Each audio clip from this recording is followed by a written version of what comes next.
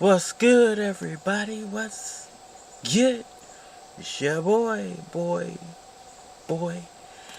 Cardinal Bud Crawford, or E.S. Red, if that's what you want to call me. And we are back for another one. Alright, y'all. New topic.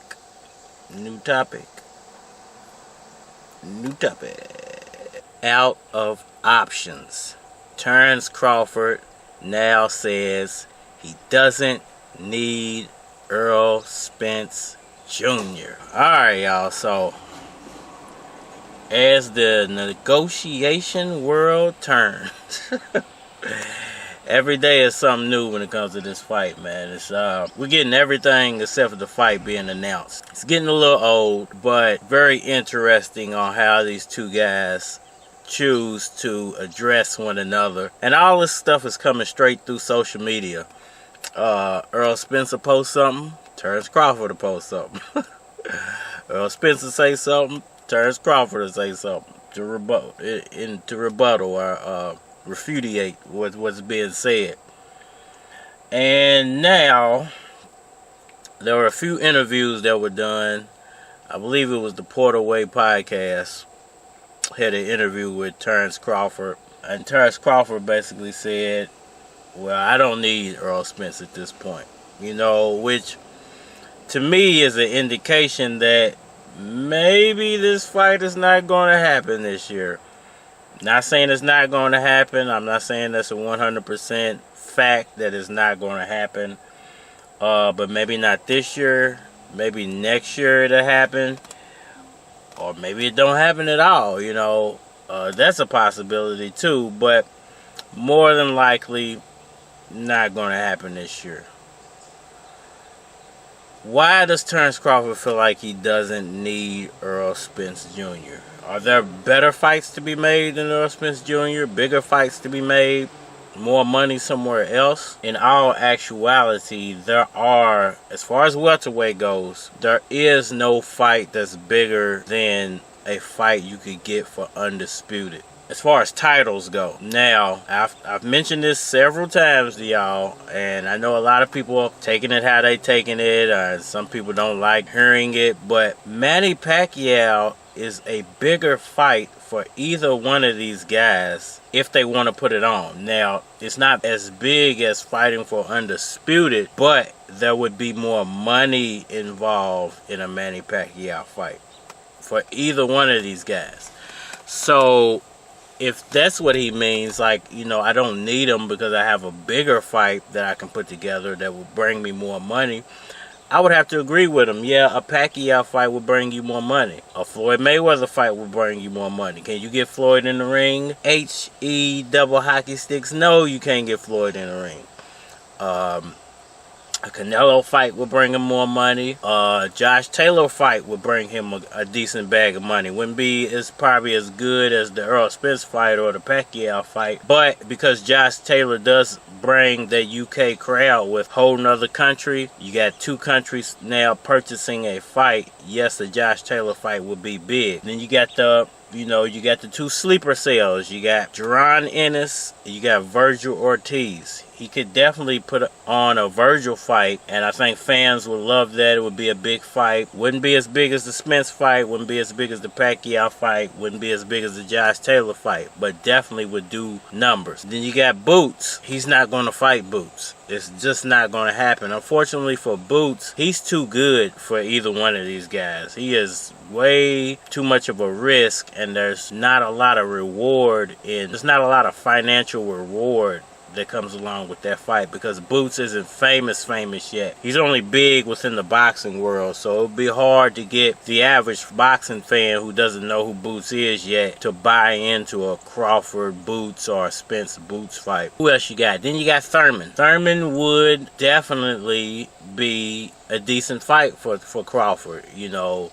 He could definitely put that fight on and make a nice amount of money. And I think critics would give him a nice pat on the back for that fight. Would it bring you as much as a Pacquiao, a Spence, a Mayweather, a Josh Taylor fight? No, it wouldn't. And then you have you know, the elephant in the room, which is moving up to 154. Does he make a realistic move to 154? We have seen in the past couple of training videos that you've seen of Crawford, he's bulking up. Is he bulking up for the Errol Spence fight, or is he bulking up to move to 154? Hey, I don't know. I don't have any exclusive interviews with Terence Crawford.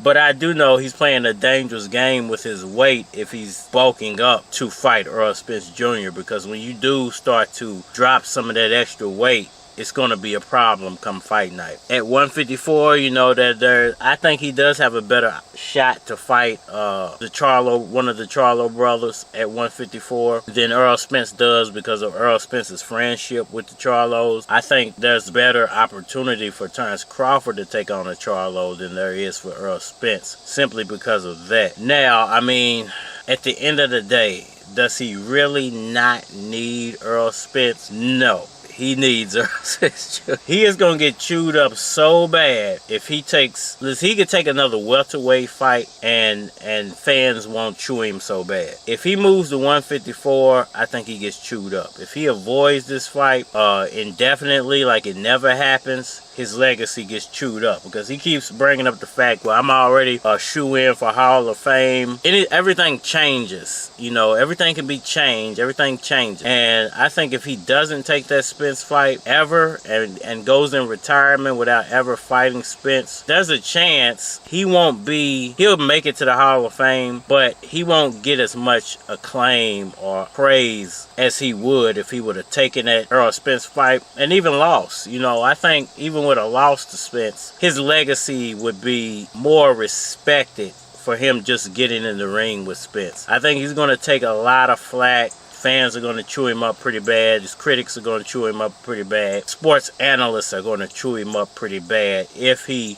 completely avoids the Spence Jr. fight. Now, what does the future of boxing look like if this fight never happened?